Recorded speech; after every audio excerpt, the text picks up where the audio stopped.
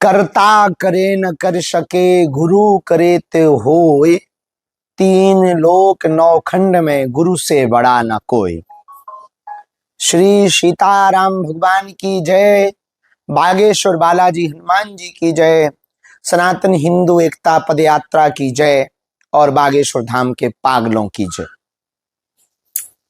हम इस वीडियो के माध्यम से संपूर्ण सनातन हिंदू एकता पदयात्रा में 9 दिन तक चलने वाले, 1 दिन तक चलने वाले या कुछ क्षण पल तक चलने वाले, तन से चलने वाले अथवा मन से रहने वाले सभी पदयात्रियों को श्री सीताराम कहकर प्रणाम कर रहे हैं और साधुवाद दे रहे हैं और बालाजी के श्री चरणों से आपके लिए मंगलाशीष आशीर्वाद दे रहे हैं कि आप सबके कारण, आप सबकी हित के लिए हिंदुओं की आने वाली पीढ़ियां, आने वाली संतति और संपत्ति को बचाने के लिए, संस्कृति को बचाने के लिए सनातन की यह हिंदू एकता पदयात्रा निर्विघ्न संपन्न हो गई और हम बागेश्वर धाम बालाजी के चरणों में पहुंच गए।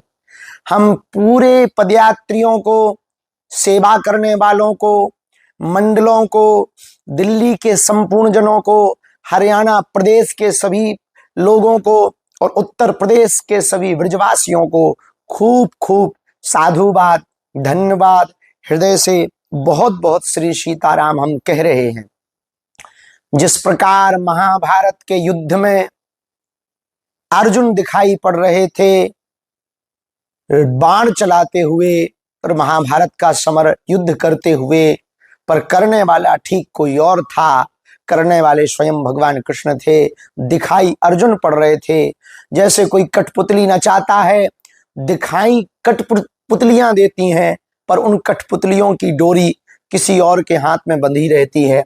वैसे ही पूरी पदयात्रा में आप लोगों ने मान, बड़ाई, सम्मान हमको दिया, क्योंकि दिखाई हम पड़ रहे थे, पर सच यह है यह पदयात्रा बालाजी की थी, बालाजी के लिए थी, बालाजी के कारण हुई और उन्होंने ही संपन्न कराई, उनकी ही पदयात्रा थी और सन्यासी बाबा और बालाजी का ही संकल्प था हिंदू, हिंदुत्व और हिंदुस्तान के लिए आने वाली बच्चों की पीढ़ियों को सुरक्षित सनातन संस्कृति और देश राष्ट्र देने के लिए, कास्टवाद से ऊपर राष्ट्रवाद की विचारधारा को भरने के लिए हमने तो अपना उस नर्तकी के जैसा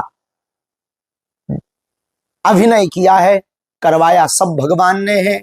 आप सब न आते, आप सब यदि इतना पुरुषार्थ ना करते, आप सब यदि पदयात्रा में ना चलते, आप सब यदि अपना एकता ना दिखाते, आप सब यदि पदयात्रा के लिए तन और मन अर्पित ना करते, तो शायद वर्तमान में भारत में इस सनातन हिंदू एकता का यह इतिहास ना बन पाता और चर्चा नहीं होती। ये चर्चा हिंदुत्व की है, ये चर्चा आप सबकी है और ये चर्चा जारी रहेगी। इस पदयात्रा के बाद, ठीक बाद, आगे आने वाले दिनों में हम सब पुनः कोई ना कोई हिंदू एकता के लिए फिर से एक पदयात्रा करेंगे, वो कालांतर में सूचना करेंगे। ये वीडियो हमने आपको धन्यवाद देने के लिए, साधुवाद देने के लिए बनाया है।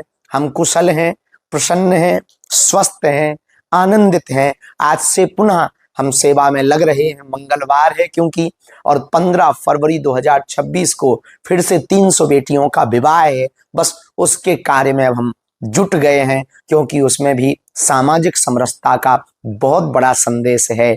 बागेश्वर धाम से एक नया संदेश जाता है पूरे विश्व में कि बेटियां अब पराई नहीं, बेटियां अब बोझ नहीं, बेटियां हैं तो बेटियों के लिए पिता के रूप में बागेश्वर बालाजी भी हैं। तो 15 फरवरी को जितने भी पदयात्री हैं आप साकुशल पहुंच गए होंगे।